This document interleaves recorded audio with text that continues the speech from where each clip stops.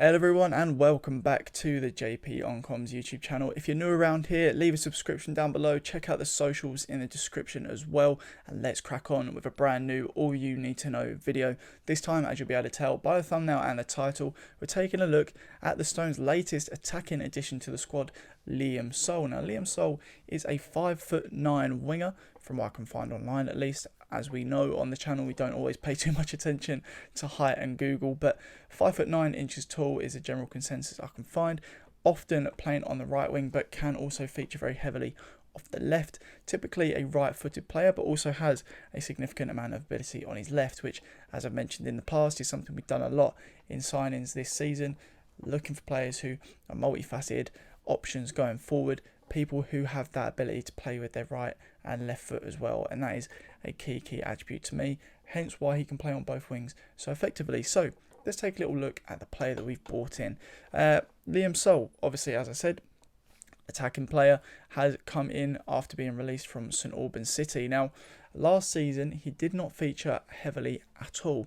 5 games for them, no goals or assists in that time, from what I can see going back and watching the highlights, and only 256 minutes played. Now, I can't actually find the reason as to why he wasn't featuring too much for them, having played quite a lot in the season prior. He could well have just been out of the squad in terms of his ability.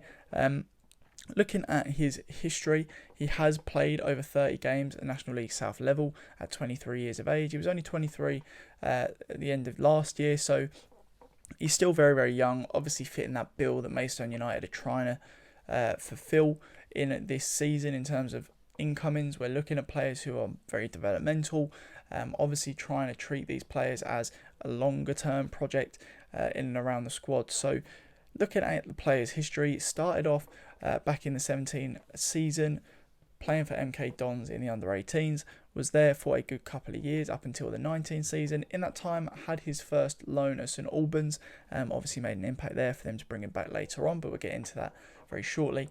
Also had a loan at Hampton and Richmond Borough, where he played a handful of games as well. After that loan, went back to MK Dons, ended up leaving there and going to the Nottingham Forest under-21s. He played there for a year or so and then moved to St Albans permanently. He's been there since 2020. Ended up leaving, of course, at the end of last season. So in that time, he also had a loan at Kings Langley. He has, like I say, featured quite heavily at times for them. Last season picked up a couple of goals. The season before last picked up a couple of goals for them after playing 30 plus games. So he is someone who, as we can tell from watching him against Slough over the weekend, is very quick, very energetic, someone who has very good ability to take players on. We saw that a couple of times up against the fullback, leaving them in the dirt, well, in the kryptonite as I call it, the little rubber crumbing on the pitch at the Gallagher. But he is someone who's got a very significant ability to get round players. Taking a little back look at his goals he has scored in his career, surprisingly for me, he has got a good ability at range, or at least from around the edge of the box. A good couple of goals I've seen scored from him, one being for St Albans, but also a couple in his youth days. He's got a good ability to strike one from the edge of the box, typically finding the top right hand corner, and for me that is something that has gone a little bit under the radar. Not something we really saw in pre-season. We saw a good few shots from him at times from range, but nothing really too much to kind of catch your eye. But he has got a bit of previous with it, and I think if we can see that, we've seen that in a couple of other signings that we've picked up. Devontae Aaron-Sibia got great ability from range. Obviously, Razak Coleman de Graft, good ability from range. So I think that's a different option there. That's something which could become a good advantage for us. You know, sometimes when teams are hard to break down, you can't really make your way into the box, although I think Liam Soul probably could, looking at his technical ability and quick feet. There is an option there to try and hit one from range, and I think we may see a couple of times that happen this season from him. But looking at the player a little bit more, obviously we know he's very quick, very technical. I looked back over some previous kind of comments from ex-managers and things like that, and back in his Nottingham Forest days, he was coached by Ian Allinson, and Ian Allinson had to say this about him: he's a great talent with great energy, a very quick player, unbelievable feet, but a couple areas he could improve on. He's got in him 2 or 3 times where he's put someone on their backside and just needs a little bit of calmness in terms of where to put the ball. Now, this was about 4 or 5 years ago in his Forest days, and we still see that today. I think a couple times against Slough did exceptionally well to get around his player, and I was very, very happy to see that.